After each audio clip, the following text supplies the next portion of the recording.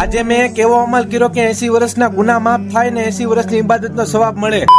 અસલામુ અલૈકુમ. આજનો મિનિમમ 325 સવારમાં જાગી તૈયાર થઈને બહાર આવ્યો ને જોયું તો આ શિકાર તો શિકારની ફિરાકમાં હતો. પછી સવારના 9:30 વાગી ગયા ને ઘરેથી બ્લેક ભરીને લઈને હું નીકળી ગયો દેવળિયા માર્કેટિંગ યાર્ડમાં જવા માટે. આવી ગયો યાર્ડમાં અને પહોંચી ગયો લાઈવ હરાજીમાં. હરાજીનું શૂટિંગ કરી, એડિટિંગ કરી, ચેનલમાં અપલોડિંગ કરીને યાર્ડમાંથી નીકળી ગયો પાછો ઘર તરફ ઓન ધ વે. આવી ગયો ઘરે. આજે જુમ્મા છે એટલે નાઈ ધોઈ કફની લેંગો પહેરી, ટોપી પહેરી, અત્તર લગાવીને તૈયાર થઈ ગયો. અને જુમ્માના દિવસે જુમ્માની નમાઝ પહેલા હાથ ને પગના નખ કાપવા આપણા નબીની સુન્નત છે ને એ નખને એવી જગ્યાએ નાખવા કે જ્યાંથી લોકો હાલતા ચાલતા ન હોય. પછી ઘરેથી વહેલા મસ્જિદ જવા માટે નીકળી ગયો. પહોંચી ગયો મસ્જિદે. એતેકાફની દુઆ પડી, જમણો પગ મૂકીને અંદર દાખલ થયો.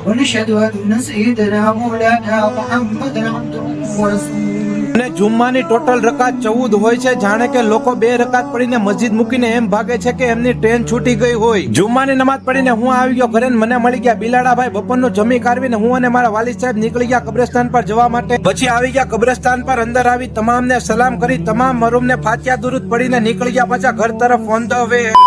કે જુમ્માના દિવસે અસરની નમાઝની બાદ જે પણ જગ્યાએ તમે નમાઝ પડી ત્યાં તમારે અસરની નમાઝ પડીને બેસી જવાનું છે. અને ખાલી મુક્તસર 2 થી 3 મિનિટનો અમલ છે. આ દુરૂદ શરીફ 80 મરતબા પડવાનું છે. સ્ક્રીન ઉપર દેખાય છે તેને પાકું કરી લેવાનું છે. આનીથી એ ફાયદો થશે કે તમને 80 વર્ષનો ઇબાદતનો સવાબ મળશે અને પ્લસ 80 વર્ષના આપણા ગુના માફ થાય.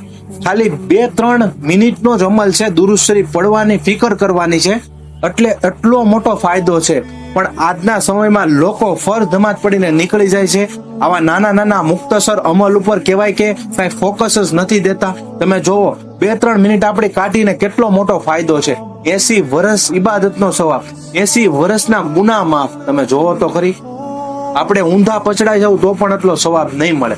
આની ઉપર ખાસ અમલ કરે અને આ વિડીયો હર મોમેન્ટ સુધી શેર કરે જેથી કરીને એ પણ અમલ કરે. અને એ અમલ કરશે તો કયામત સુધી તમારા ખાતામાં તેનો સવાબ લખાતો રહેશે. અને આવા જ ઇસ્લામિક વિડીયો જાણવા, શીખવા અને જોવા માટે તમારા ભાઈની આઈડીને ફોલો અને ચેનલને સબસ્ક્રાઇબ કરવાનું ભૂલતા નહીં.